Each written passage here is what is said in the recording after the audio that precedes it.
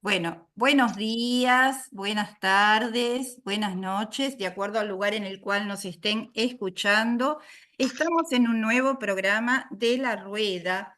Hoy tenemos nuevamente como invitado a Claudio Maraviglia, economista, y vamos a conversar fundamentalmente él que nos va a esclarecer sobre estos temas la cuestión de la deuda externa, cuál es su origen, cómo se ha ido desarrollando, cómo se ha ido incrementando. Bueno, en definitiva, una variable que nos transforma en un país pobre, dependiente y sometido. Este, eh, Hemos visto durante todos estos últimos meses, durante las elecciones, cómo se han ido instalando temas como parte de la batalla cultural, por supuesto, por parte del gobierno entrante y de la ultraderecha. Eh, por supuesto, con la ayuda de la propaganda y de los grandes medios de difusión, y se han instalado temas que poco tienen que ver con los trabajadores y con los intereses de la mayoría de la población. Se pasó de la dolarización a las privatizaciones, se pasó del tema del voucher. Vamos a ver qué sucede, pero se puede uno adelantar a un supuesto intento de privatización de las carreras de grado en las universidades. Se está instalando el tema de las tarifas como algo necesario, se está instalando el tema de la inflación como algo necesario, igual manera el tema del estancamiento.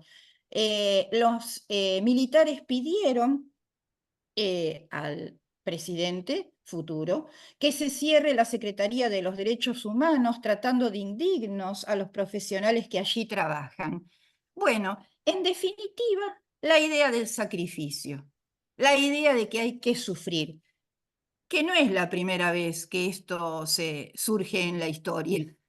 Sería interesante rastrear, digamos, la idea esta de cómo se utiliza este concepto de sacrificio, de sufrimiento, por supuesto, por parte de la población, para pasar medidas que van justamente en contra de la población, inclusive las guerras, ¿no? Como extremo, las guerras.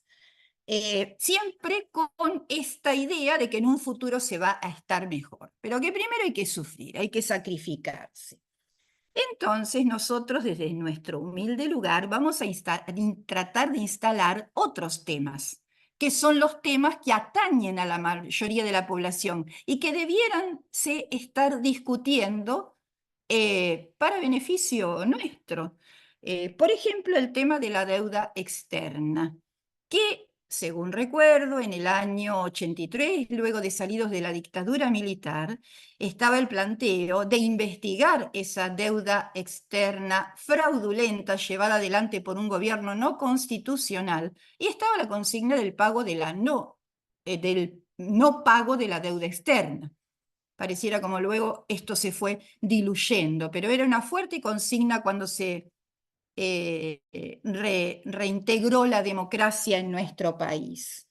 Entonces, vamos a tratar de instalar los temas que a nosotros nos atañen y que está en juego nuestra vida, nuestro futuro, nuestra salud, nuestra comida, nuestro bienestar.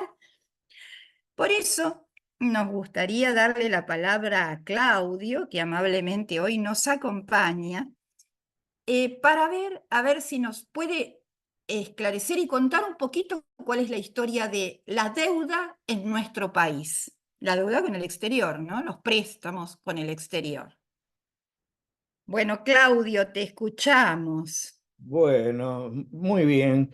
Este, un poco de la historia con los detalles de quién tomó, cuándo aumentaron, cuándo se redujo, la historia real de los acontecimientos no es el enfoque que generalmente tomo yo, sino que en base a eso, en base a esa historia, lo que trato es sacar conclusiones y ver cómo era el asunto.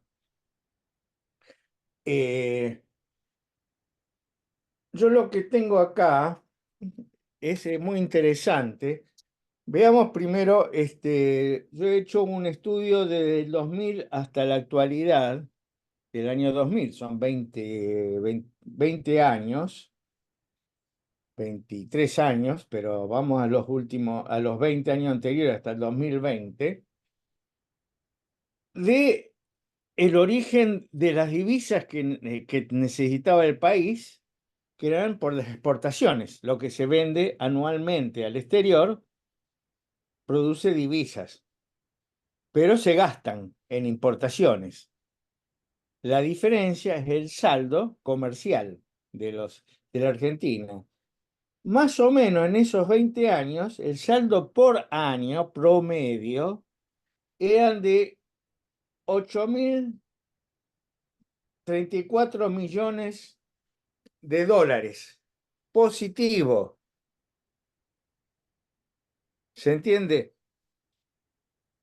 Y esa plata, ese dinero que serviría para aumentar la producción, se ha gastado en pagar la deuda y los intereses, principalmente la deuda.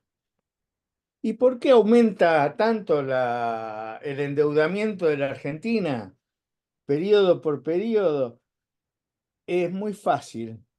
Eh, las empresas en la Argentina tienen sus ganancias en pesos, venden en pesos. Para eh, tener la posibilidad de dolarizarse, compran dólares con esos pesos y en vez de comprar maquinaria, equipamiento del país, lo han sacado afuera. El nombre técnico es formación de activos financieros, formación de activos externos, es el nombre técnico. Y vulgarmente se lo dice fuga de capitales. Entonces, se hace fuga de capitales, eh, pero los 8.000 millones no alcanzaban para cubrir esas necesidades de las grandes empresas argentinas para sacar las ganancias hacia el exterior. Entonces, se usaba eso y se endeudaba al país, el país tomaba crédito para cubrir esas necesidades del sector. Bueno, eh, hay un ejemplo, si en el país, por cada 1.000 millones de dólares que nosotros tenemos usando en el país, se produce un 70% más. Si hay una inversión de 1.000 millones en el país, hay un 70% de crecimiento del Producto Bruto. Entonces, si hay 8.000 millones de dólares por año, habríamos tenido, no, si destinamos el 70% de lo que ingresan al país para, a ver si se entiende, si destinamos el 70% de lo que ingresaba anualmente en el país a la producción, ¿por qué el 70%? Porque el 30% de los dólares hay que pagar todo tipo de derechos al exterior, por las empresas extranjeras, eh, sus ganancias que tienen que girar al exterior, a las casas matrices, significan un 30% de los ingresos en dólares que hay del comercio exterior. Pero lo que yo quiero decir es esto. Por cada dólar que se invierte en el país, se puede aumentar la producción nacional en 8 veces. Por cada dólar, $8 de ingresos, de aumento de la producción.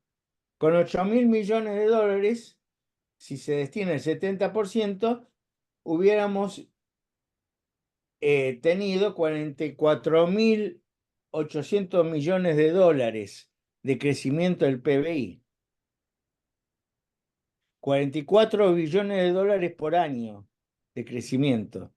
Entonces, la salida de los dólares al exterior por parte de las empresas, más los pagos de la deuda externa, ha imposibilitado de que el país crezca. ¿Por qué las decisiones que hay en el país de no invertir? Porque las inversiones necesitan de mercados. Y la economía mundial está en crisis de hace muchos años. Y la economía de la Argentina está en crisis desde hace muchísimos años. Entonces, esa situación lleva a que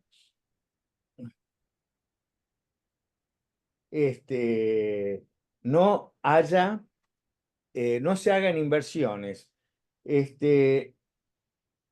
Más o menos en el mundo, para que tengamos un ejemplo, en el mundo ha oscilado la tasa de inversión promedio en la industria, o sea, en la formación de capital fijo, en maquinarias, en equipamiento, ha oscilado entre el 25 y el 30%. En el país, las inversiones, siempre hubo inversiones, hay que reemplazar las máquinas, hay pequeñas inversiones, ampliación de la producción, oscila entre el 15 y el 17% en los últimos 20 años. ¿Se entiende? Todo el mundo, promedio, tiene 25% de inversión. O sea, ¿qué quiero decir 25%? De la cantidad de riqueza que se produce en un país, el 25% de esa riqueza va a estar destinada al equipamiento productivo. En Argentina, las empresas extranjeras y nacionales destinaron para el crecimiento productivo, entre ampliación de producción y nuevas inversiones en nuevas empresas, solamente el 17%, por debajo del promedio mundial.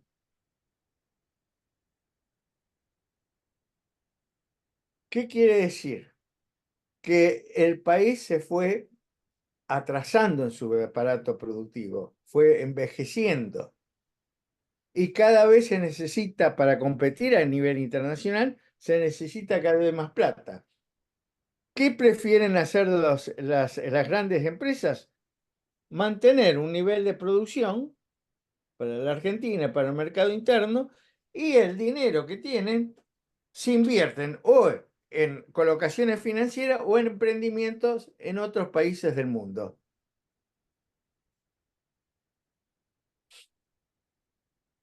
¿Qué quiere decir? Que una pequeña parte se destina a la inversión en el país, en inversión bruta, en reemplazar la maquinaria vieja, que ya no se puede usar, y e incrementar la capacidad productiva, pero muy pequeñamente en el país.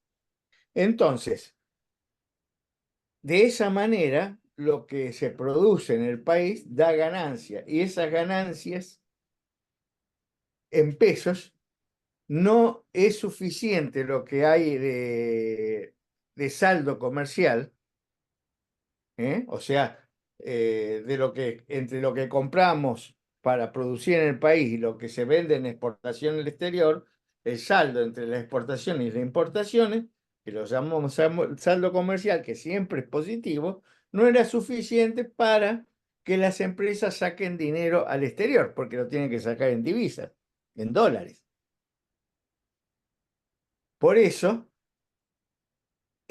como no era suficiente, se completaba la cantidad de dinero que tenía el país en dólares con endeudamiento del país.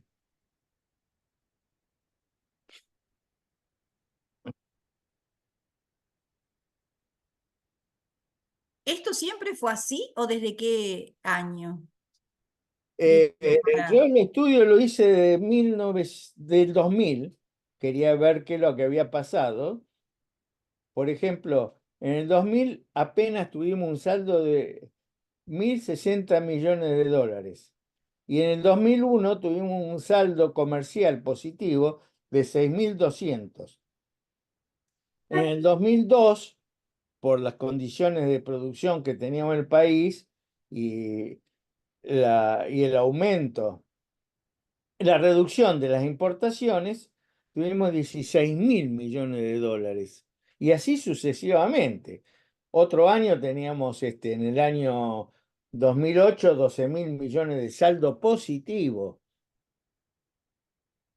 Entonces, las empresas tienen sus pesos acá en la Argentina y por causa de la inflación, si se mantenían en pesos, perdían. Entonces compran dólares. Si tienen dólares, ¿qué hace un empresario que tiene 10 millones de dólares? Lo coloca externamente, financieramente, en grupos económicos, perdón, en fondos de inversión en el exterior, compra acciones de empresas del exterior,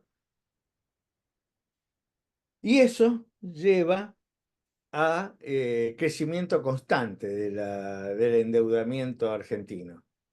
No se calma nunca. Este, entonces, la propuesta de no pagar la deuda es una propuesta que va en contra de los empresarios en la Argentina,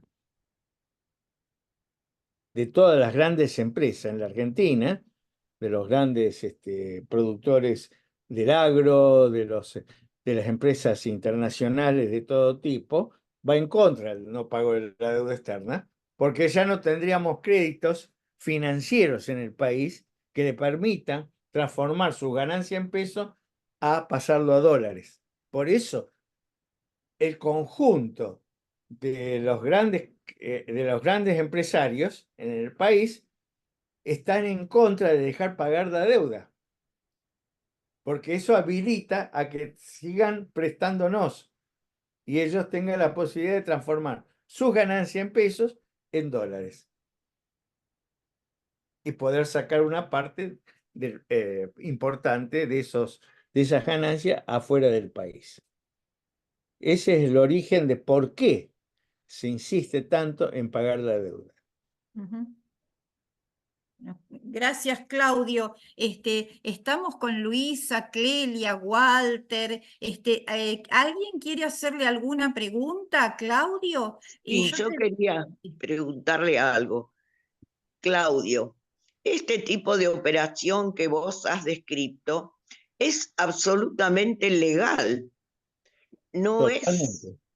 es decir, si uno se pone en la cabeza de un gran empresario, puede pensar, ¿para qué me voy a meter en el lío de producir lo que sea con los problemas subsiguientes de mantenimiento de las instalaciones, problemas salariales, si puedo hacer tranquilamente mucha más plata en juegos financieros? Es que me da la impresión de que todo el mundo con plata, por supuesto, está volcándose a las finanzas más que a la producción. Es más fácil, más sencillo, no produce nada, aunque no contemple las necesidades de la comunidad. Claro. Este, me, eh, me llama la atención, cuando uno habla de fuga de capitales, me, me parece que en general se entiende que es una operación delictiva, pero no es así, es completamente legal. Cualquiera puede hacerlo. Perfectamente. Este, eh, Además, para el caso da lo mismo, sea legal o ilegal, han vaciado de posibilidades de producción y de desarrollo al país. Ya no, a mí personalmente no me importa que sea legal o ilegal. Siempre joroba a la comunidad en general. Sí, primero que es legal. En general, todos los movimientos que hay de capital, excepto alguna cuestión marginal, pequeñísima, que puede ser ilegal, pero todo es legal. Lo que pasa es que la traducción al español de las palabras en inglés, a mí me explicaron que era flying, capital flying, capital que vuela, que se va. Ah, Entonces le pusieron fuga de capitales como traducción. Pero no es una claro. fuga. Y en los términos técnicos contables que se usan para la balanza de pagos, se le llama formación de activos externos y está contabilizado en la balanza de pagos. Claro. Ese Ujú. es lo que tenemos nosotros. La segunda cuestión es que siempre para producir hay muchos problemas, pero las empresas los toman. Fíjense, hay una empresa que se llama Tenaris, que hace caños sin costuras para la industria del petróleo, cuyo dueño, el principal accionista y el presidente de la empresa se llama Paolo Roca. Roca con doble C. Sí, Los Roca con doble C italianos son. ahora te voy a explicar un caso. Roca, en Tenaris, producía para el mercado mundial. Tenía que hacer nuevas inversiones y le convino económicamente hacer la inversión en otro país. En Tenaris hay 5.000 obreros que producen. En la nueva planta que tiene Paolo Roca en Estados Unidos, la cantidad de obreros que tienen son 500 y produce la misma cantidad o sea, han puesto una fábrica, una planta nuevísima en el exterior. No es por no es por la cuestión de los problemas que tengan, porque Pablo Roca siempre tuvo los problemas con sus 5.000 obreros, pero les producían ganancias. Pero allá en Norteamérica, los salarios que está pagando los obreros de Tenaris son mucho más altos que en Argentina. Y eso no es ningún inconveniente, porque tiene abaratamiento en su producción al producir allá y provee al mercado mundial. Las inversiones para montar una planta y ingresar al mercado mundial son altísimas y este país no está en condiciones por diversas causas para que los empresarios lo hagan. En general, en todo el mundo, los problemas de inversión son fuertes. Ujú. Se me aparece la frase esta de que las fuerzas productivas han dejado de crecer desde el 45 en adelante, ¿no? Pero no sé si algún otro compañero querrá hacer una pregunta, pero digamos, a mí me gustaría si podés anticipar el tema de este paquete ómnibus de medidas que este nuevo gobierno quiere implementar y cuál sería la relación con esto, ¿no? O si hay algún tipo de relación con esto que acabas de explicar. Eh, Siempre hay una ilusión eh, y hay un hecho concreto. Bajar los salarios, bajar los costos salariales en el país, bajar el gasto en general, lo que significa miseria, miseria para los trabajadores, desocupación de los empleados públicos, destrucción de las condiciones de educación y salud, que hay que bancarlo. Y entonces, si eso no se paga, nosotros vamos a tener que la producción en la Argentina tienen un determinado valor. Si eso no se paga, lo que queda de ese valor, ¿a dónde va? A las grandes empresas, a los dueños del capital. O sea, aumentan las ganancias. La ilusión que siempre se plantean es que al aumentar las ganancias, las empresas en el exterior, los capitales, van a venir a la Argentina a invertir, porque van a ser salarios muy bajos, los derechos laborales no van a existir, los aportes jubilatorios no hay, impuestos se van a pagar menos, porque el Estado va a echar a un montón de gente y se va a achicar. Entonces, esa es la ilusión que plantean. Va a venir capital y entonces va a crecer el país. Y hay un hecho concreto. Bajar todos los gastos significa aumento de la ganancia de los empresarios. Entonces todos están a favor porque da ganancias y planteando la ilusión de que van a venir capitales a invertir en el país. Ujú. Para la audiencia, Claudio, ¿nos podés desglosar un poquito si es que se sabe algo de este paquete que supuestamente van a mandar al Congreso la semana que viene? Y para Que, nosotros también. No hay, hay anuncios, yo he estado escuchando a los periodistas económicos y están todos en expectativas de ver qué es lo que va a pasar la semana que viene. No hay muchos anuncios. Sí se puede saber cuáles son las líneas generales. Previsional, privatización. Laboral, precarización laboral. Reducción del gasto del Estado, aumento de los impuestos. Es enorme lo que quieren eliminar del gasto del Estado. Es decir, se dice que quieren reducir el gasto del Estado en un 5% del PBI nacional. ¿Eh? Este, por otro lado, dar amplias posibilidades a la producción minera Mm, en el país. mm, Y aumentar las ganancias del sector agrario a través de un tipo de cambio más alto. mm, Esas son las líneas que está teniendo. mm. Por supuesto, un claro, tipo de cambio más alto significa salarios más bajos, porque los productos primarios subirían de precio. La carne, el trigo,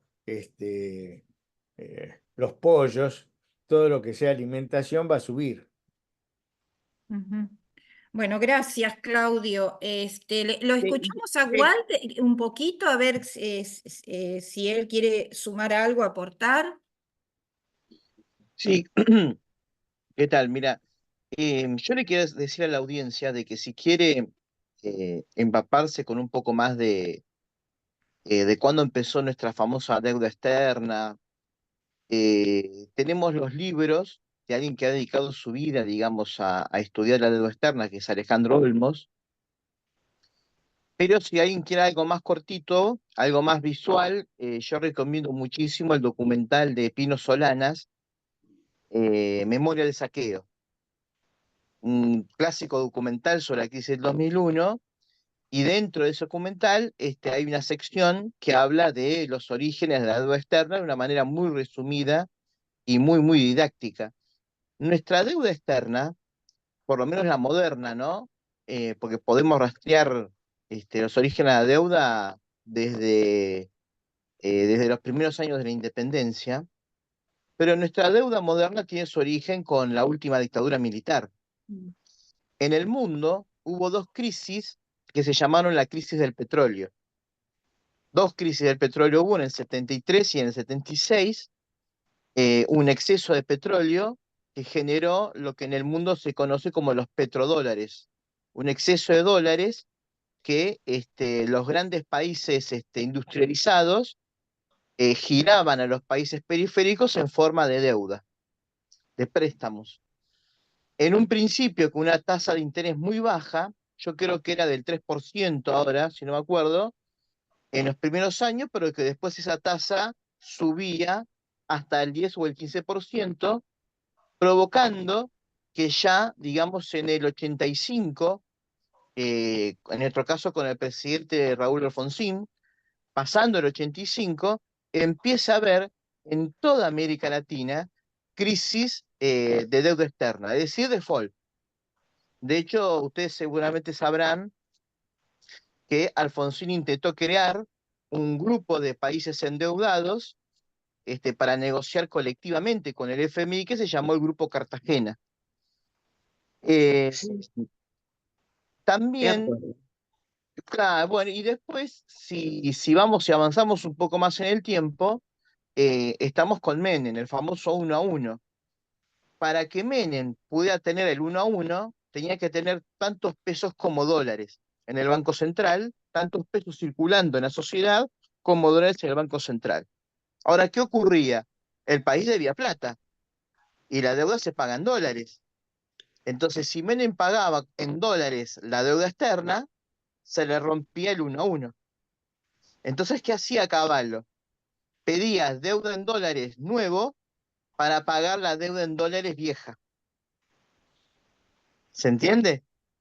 Sí, Así, no tocar los dólares que tiene y por lo tanto el 1 a 1 no se le rompía.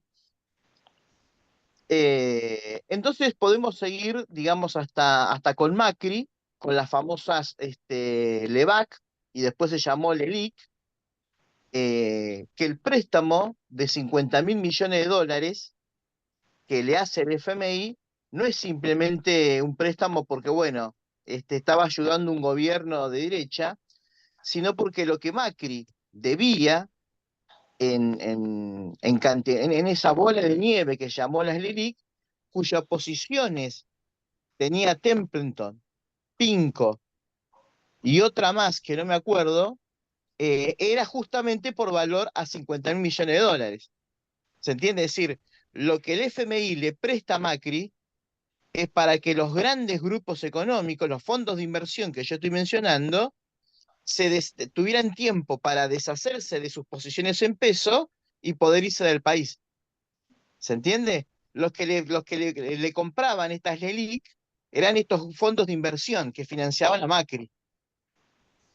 ¿Sí? Macri entra en crisis, en esta crisis los agarra los fondos de inversión con estos pesos que ya no sirven para nada, las LELIC. Entonces el FMI le presta, por eso con Macri hubo una gigantesca fuga de capitales, porque la idea era que estos grupos liquiden sus posiciones en peso y puedan volver al dólar e irse del país. Es decir, que la deuda externa no es otra cosa que un sistema gigantesco de, por un lado, financiamiento de los grandes grupos económicos y un gigantesco sistema de expropiación para nosotros. No nos olvidemos que Cavallo, cuando era jefe, digamos, del Banco Central durante la dictadura, le estatiza la deuda a los grupos privados.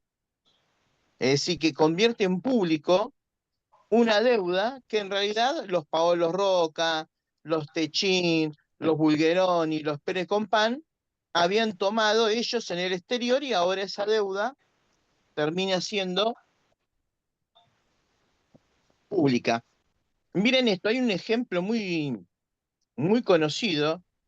Estamos en 1898, 1902, por ahí, del presidente de Estados Unidos, William Taft. Hubo un litigio con el gobierno español, donde el gobierno español le exigía a Costa Rica el pago de un préstamo que le había dado, y Costa Rica se negaba a pagar.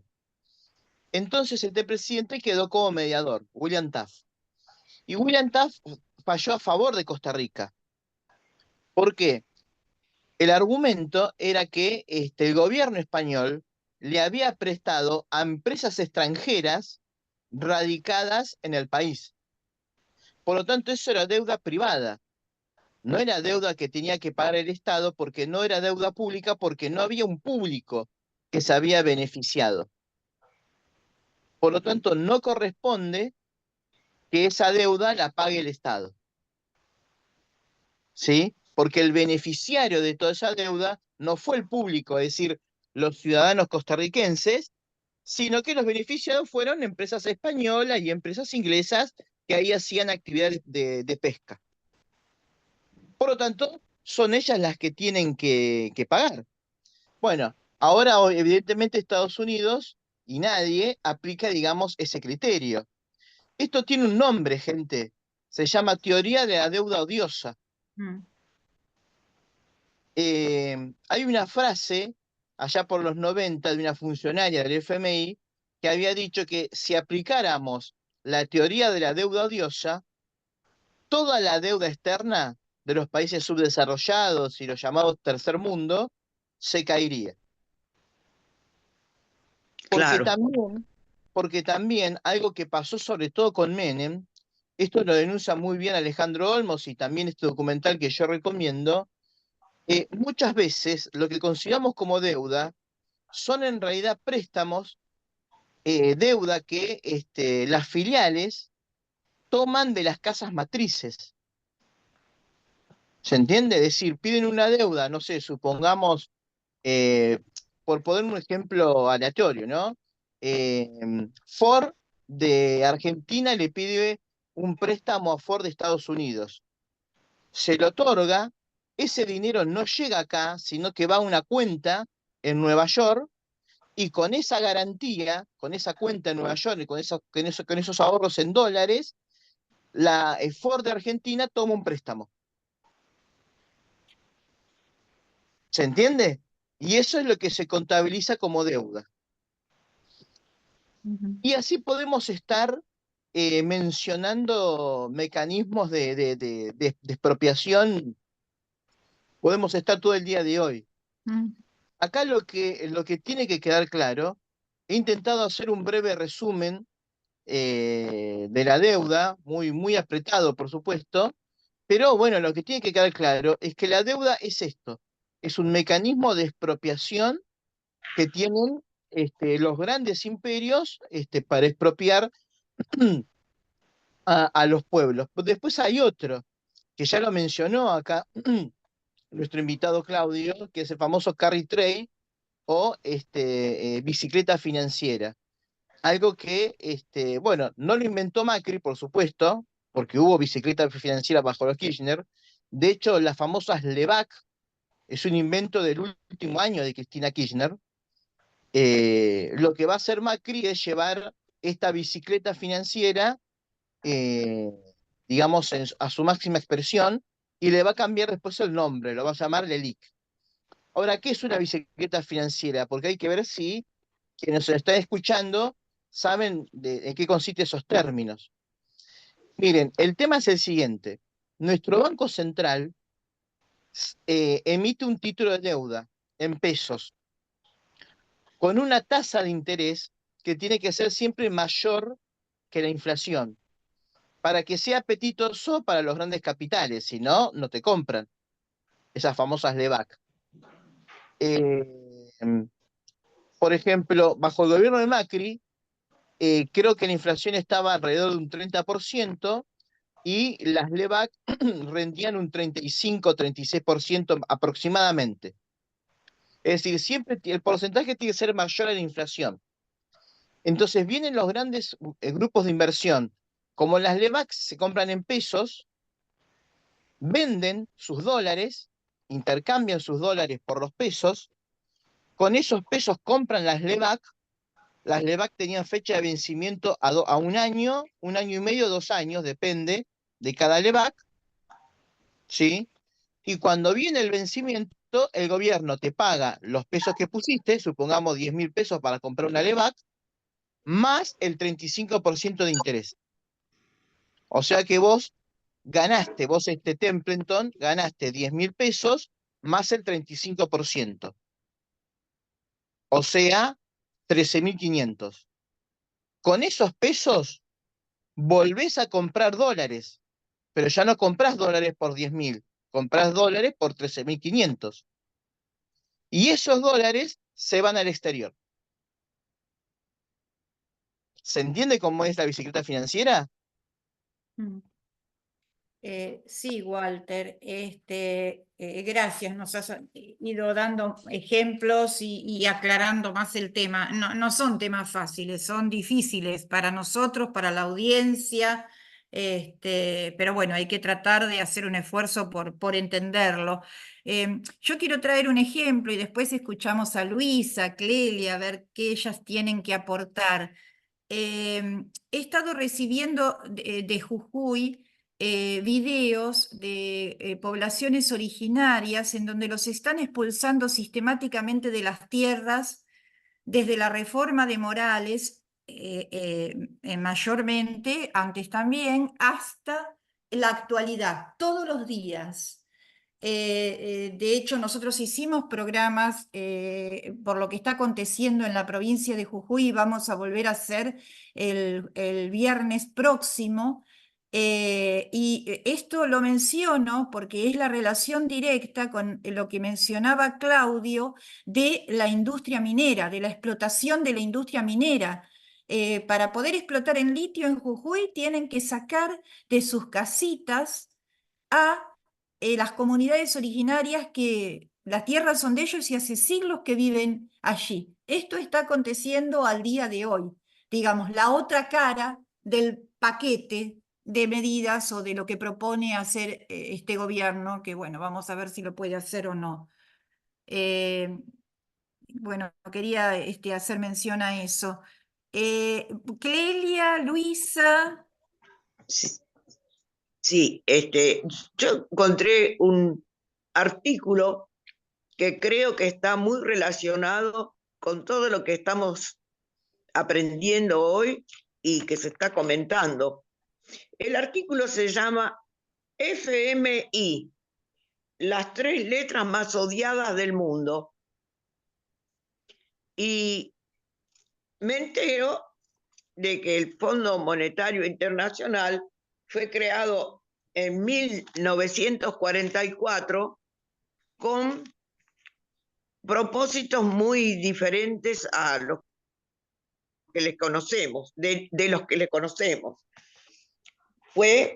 La misión fue la siguiente, leo: coordinar las políticas monetarias en el marco de la reconstrucción, pues ya se estaba por terminar la guerra, proveer de ayuda a los países con repentina falta de divisas a través de una caja común a la cual todos los miembros contribuyen.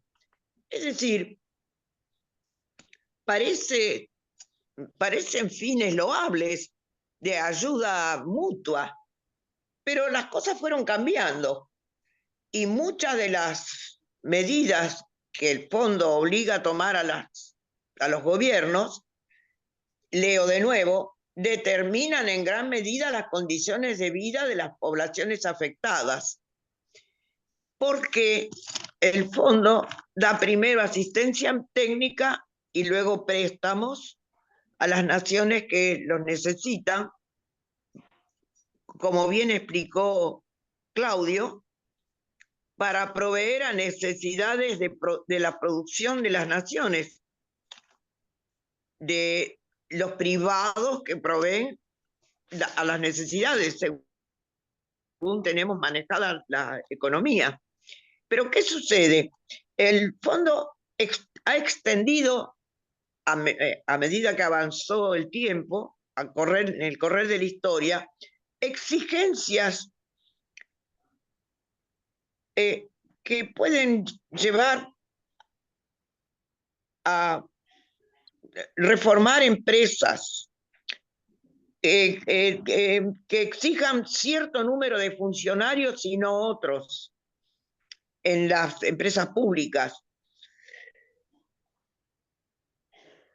que afecten el sistema de seguridad social, que tengan que ver con las privatizaciones. Son exigencias del fondo para prestar plata, si no, no la presta. Dicen, realmente son modelos de una medidas de una severidad extrema. Y eso redunda en las condiciones de vida de toda la población. Yo creo que tiene que ver también en las medidas que va a tomar este gobierno, que además están anunciadas ya. Porque desgraciadamente me encuentro con que coinciden con estas cosas que estoy leyendo. ¿Tiene que ver o no? Sí, me Sí. gustaría que me lo dijeran. Bueno, gracias, Clara. Escuchamos a Luisa, si es que quiere decir algo, porque la tenemos muy calladita y... Bueno, me parece que cerró el micrófono, Luisa. Está bien, no hay problema. La esperamos. Luisa, levanta la mano después si quieres aportar algo. A mí me gustaría, porque no queda mucho tiempo, en esta última ronda, si sobre todo Claudio, bueno, Clelia, Luisa, Walter, todos, eh, a ver, estamos viendo cuál es la propuesta del lado de las grandes patronales, del capital financiero. A ver, ¿cuáles serían propuestas alternativas que nos beneficiaran a los jubilados, trabajadores, clase baja, clase media baja, clase media? ¿Cuáles serían las propuestas, por lo menos en este ámbito, en estos aspectos? Porque, a ver, hasta hoy día y fundamentalmente en este momento, los trabajadores están siguiendo, van atrás de las propuestas que son de un grupo de especuladores, de empresarios, que bueno, que van a dirigir al país no sabemos por cuánto tiempo, ¿viste? No digamos por 4 años. Si hacemos una rondita, a ver qué propuestas eh, tendríamos que sean favorables para la mayoría de la población. Claudio, y lo que te parezca oportuno comentar.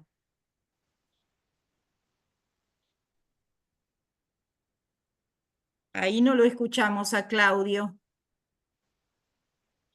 Perdón, estaba con el sonido Ah, apagado, para para no molestar a todos, sí. corto el sonido cuando no estoy hablando.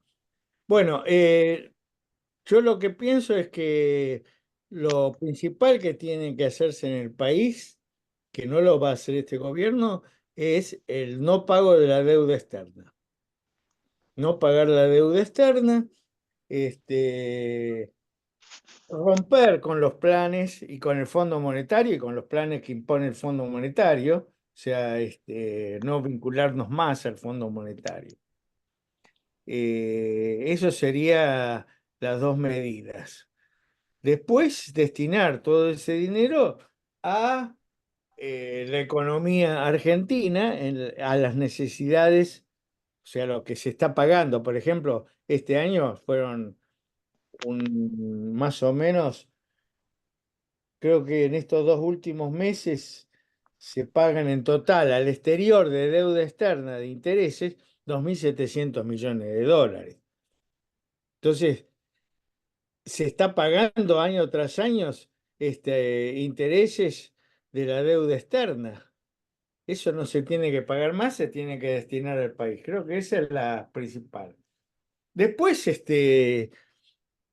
con respecto a las LELIC, eso es un pequeño problema.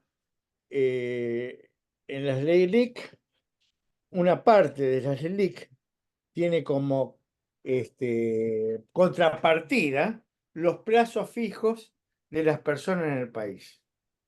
Entonces, los que tienen plazo fijo, que son los pequeños ahorristas, se les devuelve el plazo fijo. Pero hay otros que son plazo fijo de las grandes empresas, que una parte son inversiones especulativas y otra parte es especulación con la circulación de capital monetario, el circulante de la empresa. O sea, el circulante de la empresa pasa por las LELIC y después vuelve a la empresa y se va haciendo una rueda financiera.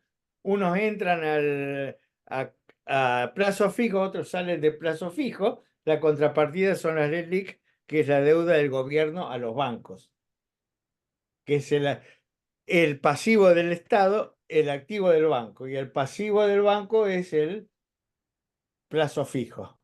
de las empresas. Bueno, cortar eso, eliminar toda la parte especulativa y administrarle a las empresas lo necesario para la producción, para los pagos de los salarios, a los proveedores, etcétera. Y cortar eso de la especulación. Habría que cambiar las leyes.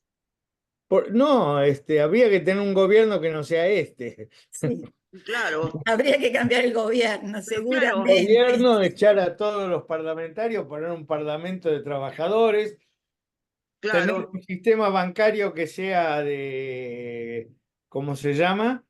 Nacional, toda la banca sea nacional y única, y el control del comercio exterior. Bueno, en realidad no es tan complicado. Sí es complicado que la clase trabajadora Implementarlo. rompa subjetivamente y se tome conciencia como clase, pero digo, las medidas no son tan difíciles, no son tan complicadas. Hay que ver quién las lleva adelante y sobre todo, yo creo que es fundamental el factor subjetivo de conciencia de clase y de esta ruptura de seguidilla de ir atrás de quien te va a perjudicar, en definitiva, que aparte es un movimiento casi internacional, porque en montones de países hay gobiernos de este tipo, en Europa inclusive, cuando no en países donde no hay tanta necesidad económica, ¿no? Este, eh, Claro. Clelia, sí, vamos cerrando No, porque ya estamos no, cerquita. mi pregunta quedó pendiente en el sentido de que muchas de estas medidas anunciadas, que son muy terribles, pueden provenir de las propias necesidades internas de este funcionamiento económico, pero muchas pueden estar impuestas por el mismo Fondo Monetario, porque según lo que parece que me informé con veracidad, las impone el Fondo Monetario, manda a sus representantes para hablar con los bancos centrales y los representantes económicos del país a donde presta, y luego exige una de las funciones del Fondo Monetario, y no lo ocultan, es vigilar que el país sea serio, serio entre comillas, para nosotros. ¿Es una información veraz? Claudio, porque Clelia se quedó ahí con la pregunta. El Fondo Monetario Internacional, el dinero que le prestó al país, préstamo que le hizo es muy grande, muy fuerte. En general, el Fondo Monetario hace pequeños préstamos a los países que son indicadores para que los fondos de inversión en el mundo le presten a ese país. Y además aprueba los planes. En los planes para el país están todos de acuerdo. Lo único que las ganancias entre los distintos sectores dominantes en el país, entre ellos el imperialismo, la banca extranjera, los fondos comunes de inversión, las empresas, los grandes empresarios, los productores agrarios, los exportadores de productos, todos ellos están discutiendo para ver quién se lleva la tajada más grande. La tajada más grande se la lleva las empresas y los bancos imperialistas. Después, en segundo lugar, las grandes empresas argentinas y los productores agrarios.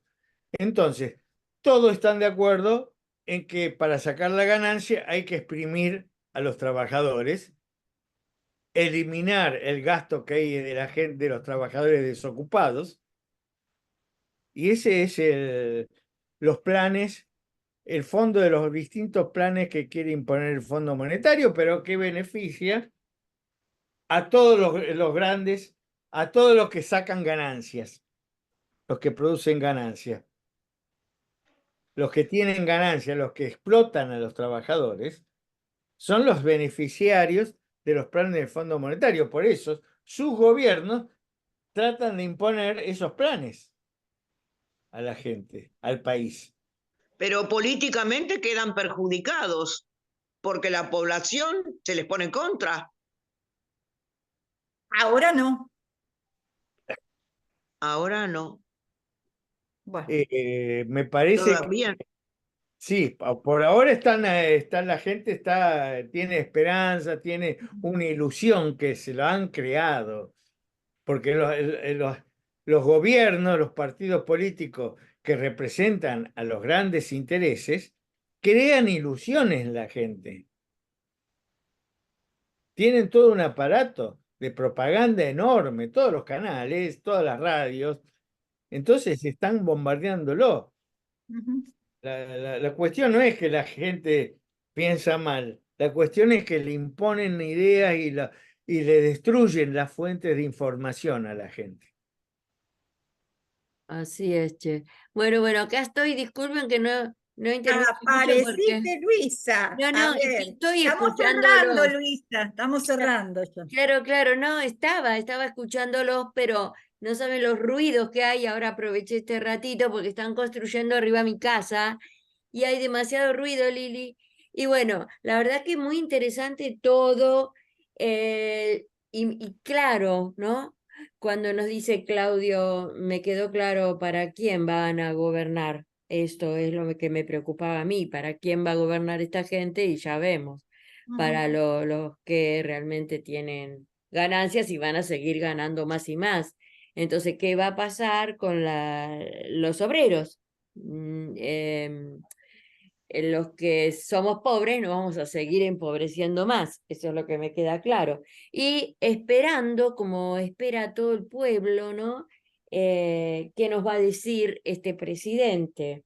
Por ahora sabemos que va a sacar los ministerios, dice que va a trabajar con 7 ministerios nada más, que va a crear uno de capital humano. Me gustaría saber de a qué se va a tratar ese ministerio.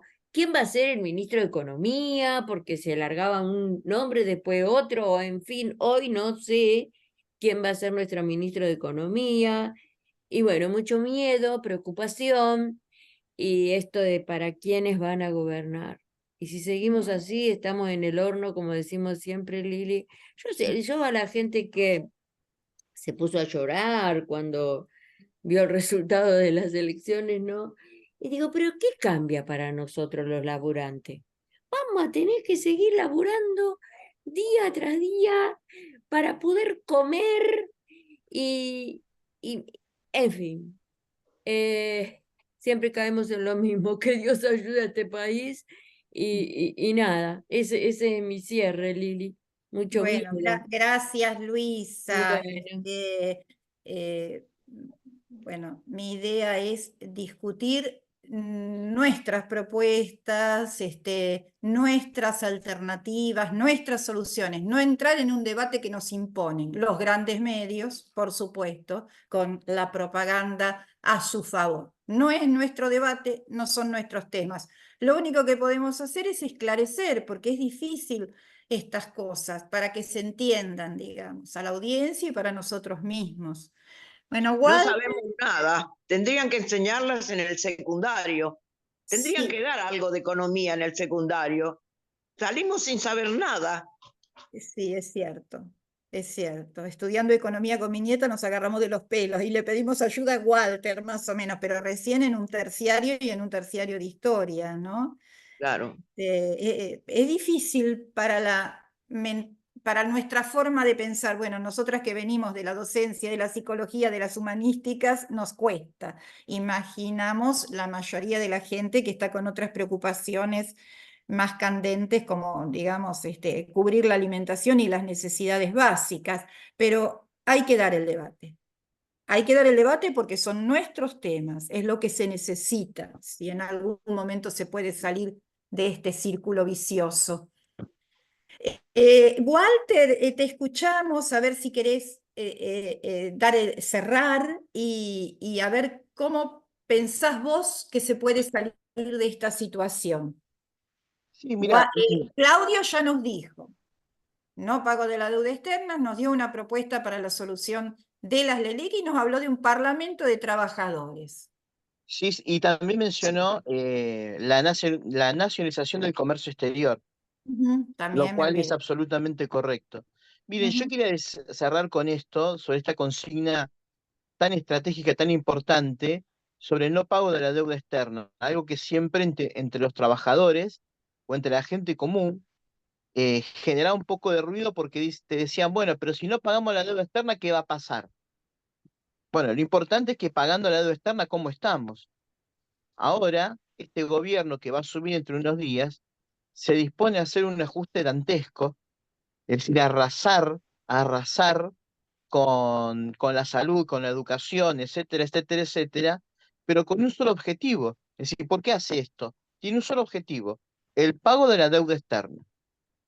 El famoso déficit fiscal que estos libertarios repiten una y otra vez, en realidad es déficit financiero. Si uno suma la deuda externa, la deuda del Banco Central, las LELIC, el bono dual, todos estos papelitos que se vienen, que ya existen, más la deuda de las provincias, les da que la Argentina tiene una deuda impresionante, que supera ampliamente los 15 puntos del PBI. Es decir, que ni aún haciendo un ajuste dantesco, como el que quiere Milei, se llega a pagar toda la deuda que han adquirido los distintos gobiernos y los grupos económicos. Entonces, la consigna de no pago de la deuda externa ya no es una consigna de un grupo, de un sector de la política, de la izquierda, de los más combativos, sino que es una consigna en defensa propia. Le quiero dejar esto yo a la gente que nos está escuchando. La consigna no pago la deuda externa es una consigna en defensa propia, porque van a destruir todo el país en función de cumplir con la deuda que se ha tomado de manera espuria. Así que creo que hoy más que nunca se ha convertido en una realidad objetiva, es decir, algo que es objetivo, que está fuera de cualquier discusión o posición política, el no pago de la deuda externa. Una cuestión de supervivencia, si se quiere. Bien, gracias, Walter. Justamente lo contrario de votar o sostener en contra de los propios intereses, en defensa propia. Bueno, les agradecemos mucho, ya vamos cerrando, estamos en horario, la participación de Claudio, que nos ayuda tanto a entender todos estos temas, por supuesto Walter, que le suma el ingrediente histórico, y con el humilde aporte de las chicas, que cuando haya que plantear otro sistema educativo y otro sistema de salud, allí estaremos, pero con la economía nos cuesta un poco. Bueno, gracias Walter, gracias Luisa, gracias Clelia, y gracias a la Radio Conciencia Top New por cedernos este espacio, y nos vemos el próximo programa con la problemática de Jujuy, que la está pasando muy mal la gente. Le están sacando sus casitas de barro, su pedacito de tierra, en pos del negocio del litio.